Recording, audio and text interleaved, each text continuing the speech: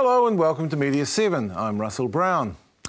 The theatres of Auckland and Wellington are currently thronged with professional jesters for this year's comedy festival, and the Queen City's restaurants have just discovered whether they're in or out of Metro magazine's annual Top 50. So, what's good? Well, Jose Barbosa explains that in an age where everyone's a critic, that's a complicated question. Since time began in the 1930s, we've needed people to tell us what they think of stuff. And when the opinion of our neighbours isn't enough, we turn to the professional critic. Perhaps the most esteemed is the restaurant reviewer. He or she wields awesome power and can be cruel, like this recent review of a Petone eatery by the Dominion Post's David Burton, who had to deal with beef cordon bleu, deep fried until it resembled a patio tile. "Knock, knock, who's there?" I asked, bending my ear to the hard little coffin and tapping my knife handle on the lid. Alas, there's no waking the dead, still less the cremated. It's a serious business reviewing food. In 2008, chef Simon Gault was so annoyed with Ponzi Metro magazine for not including his restaurant in its annual top-notch list, he ran an ad with a recipe using food critic testicles as an ingredient. The feud was thought to be such a threat to the country, Mark Sainsbury had to mediate a resolution in front of the whole nation. You gotta cut off his nuts. Sitting at the same table as the food critic, you'll often find the theatre reviewer. Perhaps the most notorious was Kenneth Tynan, the first person to say "f*** on British television. Tynan was feared in the London theatre world. This is him trying to give Laurence Olivier emphysema in 1966. Tynan's mission, apparently pinned to his desk, was to rouse tempers, goad and lacerate, raise whirlwinds. And that he did. Here he is writing about Vivian Lee's performance in Titus Andronicus. She receives the news that she's about to be ravished on her husband's corpse, with little more than the mild annoyance of one who would have preferred firm rubber. Pauline Kael had almost the same power over the American film industry. Writing mostly for The New Yorker, Kael was opinionated and sharp, but a good write-up from her was often enough to ensure success. She could also scupper films she felt were unworthy, such as the 1973 film Zardoz, working title Connery's Folly. It was full of sermonizing of the most outre variety that was just preposterous. Go forth and kill. Nowadays, everyone's a critic thanks to the internet. A quick tweet about overcooked steak or a rubbish film can have more impact than a professional reviewer. Webcam reviews are now just part of the culture, with the usual variations in quality. Tokyo Gore Police has some good things in it, and it has some bad things in it. I walked out of The Princess and the Frog. What a bunch of that was. So when it appears anyone can be called on to offer their opinion, I would rate it 3 balls of wool out of 5. Will the role of the critic as the educated deliverer of analysis survive? Or can any sparkly-eyed dimple in a nice shirt do the job? 4 out of 5. Enjoy the movie. And we hope you enjoy the show too. Jose Barbosa there. Joining me now to talk about the rights, wrongs and role of the critics are Graham Rees, who has reviewed thousands of records, hundreds of books and DVDs, and not a few bars and restaurants. Also, a critic of restaurants, cafes and the odd TV show, Geraldine Johns, who recently wrote a scathing assessment of New Zealand's service for the listener. And Richard Carrington, whose company Notorious manages people on the end of the reviews. Ben Hurley and Di Henwood among them. Welcome to you all. Graham, I reread today the role and responsibilities of the critic, an essay you wrote. It struck me that at the heart of it is this principle. Your responsibility is to the audience, not to the artist. Have I got that right? Yes, that was one of the points that I make in it. Yes, I wrote this because it's about 3 or 4 years ago, because it seemed to me there was we might charitably say, an imperfect understanding of the role of the critic and also the responsibilities of the critic. And one of the points that I made in this was that there seems to be this idea that let's take theatre for example, that you really must be supportive of theatre because it is this fragile flower and that kind of thing. This of course is absolute arrant nonsense, that your job is not to support the theatre if you're a critic. Your job is to critique in much the same way as comedy, for example, New Zealand comedy. Your role there is not to go and give constructive criticism, and I might come on to that in just a second. Your role is to sort of critique what you see in front of you, whether it be food, whether it be a CD or whatever. And people would occasionally have a go at me in these bars that you mentioned, and they would say, oh yes, but it's just one person's opinion. And I would be obliged to point out, indeed it is, but with all due respect, it is one person's informed opinion.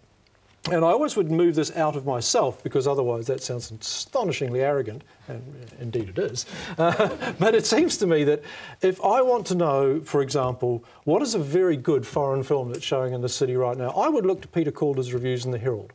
For no other reason than Peter Calder is educated, articulate, and he has seen more foreign films than anybody else that I would know of. And so he has a greater contextualisation to work this through. So here is an informed critic. That's the person I would go to. That kind of unflinching frankness is admirable. A hard line to cleave to in a small country, though, I would think.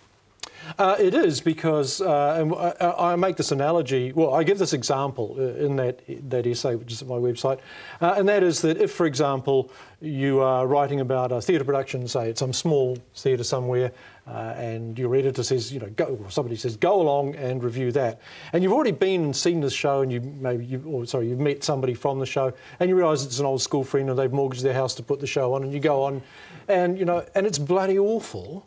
What do? Well, you tell the truth. You have to, because otherwise your integrity is impugned immediately. And I think that this is the big issue, that you have to have this degree of integrity about what you do. You are beholden to nobody but yourself in one sense, but also you are writing for the readers of the publication or whatever it is that you are either employed by or just simply writing for. Even if the consequences for you personally might not be that much fun. I mean, Geraldine, I presume you've had come back on bad reviews once or twice? I certainly have, more than once or twice. I think it's come in a variety of forms. Lawyers' letters, they're always quite threatening. And I can remember one where a new restaurateur was threatening to sue, and one of his criticisms was that I couldn't possibly have remembered everything that had happened because I didn't make notes at the table. So, I mean, as if I would. Also, personal and physical threats. People stopping in the street and shouting at me, or people cutting me off when I'm walking up the road, pushing a pram, cutting me off. And so how do you deal with that? Well, I think with the lawyers' letters, obviously you've got the back end of your publication, hopefully, but it's still an uncomfortable situation. Do you avoid certain parts of town? I've certainly banned myself from certain stretches of certain streets for lengthy periods, and I've had to keep my head down. And also, I think silence is a very powerful tool. When somebody's leaning out of their four-wheel drive and they've cut you off on a pathway and they're going off their brain, the best thing to do is just to ignore them. Now, you are fairly identifiable. I think that would be a safe thing to say. I have heard that. Yes. Do they ever see you coming?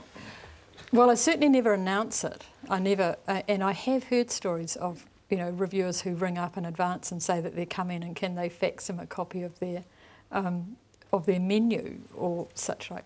So I would never ever tell anyone I was coming. I always book under a false name. But I mean, Auckland's such a small place that even if it's a new restaurant, there's going to probably be old staff there that have served you before or seen you before at some other venue.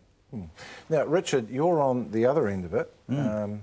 You recently wrote a letter offering advice to comedy reviewers, which you were too shy to show us, but you can tell us about it. Well, this is the thing. So I wrote what I call my 12 rules for reviewing comedy, and it's specifically to do with comedy.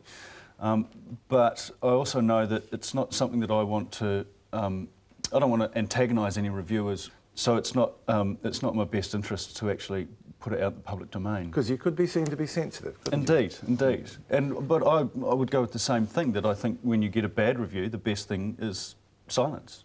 There's no point in commenting or antagonising anything. It strikes me that one of the unusual things about comedy is that a glowing review can actually be extremely unproductive for a comedian if it contains all the best lines. And that happens quite a lot. Yeah, and so that would be one of the things I would suggest for a comedy reviewer is, I mean, you shouldn't have any punchlines or any giveaways, and I'm sure it's the same with film, where you shouldn't reveal a plot. And we've had reviews recently where the last paragraph had a spoiler alert, and I just thought, well, there's no point. Geraldine, we mentioned the Metro Top 50, which is out again. Already a bit of discussion about it. What do you make of it? Because it does seem to me that they have their favourites. Well, of course, I've reviewed for Metro myself, so I must declare that first, but I'm not writing for them now at present. I think the thing about a top 50 is there's almost too many. I certainly agree with some of their choices, but it seems to get diluted somewhat by having to incorporate that many.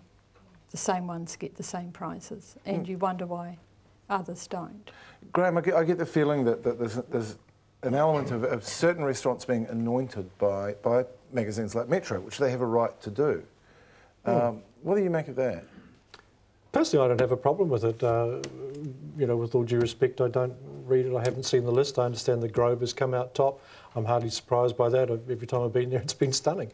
I can see that that wouldn't necessarily be the case. We tend, just in our private lives, outside of any reviewing, we just tend to go to local little restaurants and we make what we will of them and that kind of thing. I'm sure that some people, restaurateurs, really hang on this. Of course they would, and I can see why they would be worried about this. Oh yes, indeed, yes. I'm looking forward to a recipe from him too. You've reviewed across the range. You've reviewed both records and restaurants. Are the skills of a reviewer portable in that respect? Is it the same head you've got on when you do the both? I believe in a sense they are, given that I think first of all you have to be, as I mentioned, there has to be a degree of integrity. You have to be honest with yourself. You have to be truthful to the audience that you're addressing. I think that you have to be articulate. I think that's a very important thing, and I believe that you have to communicate. And I've seen a lot of art criticism and art. I mean, it's almost an easy target to pick on, art writers, art critics, where they just simply cannot, communicate very clearly. They, cover it in jargon and all sorts of nonsense. And you look at it and go, well, you're actually disguising what you're trying to say because you want to look smarter than you actually are. It seems to be an outlier, doesn't it? It's not like all the other kinds of reviewing.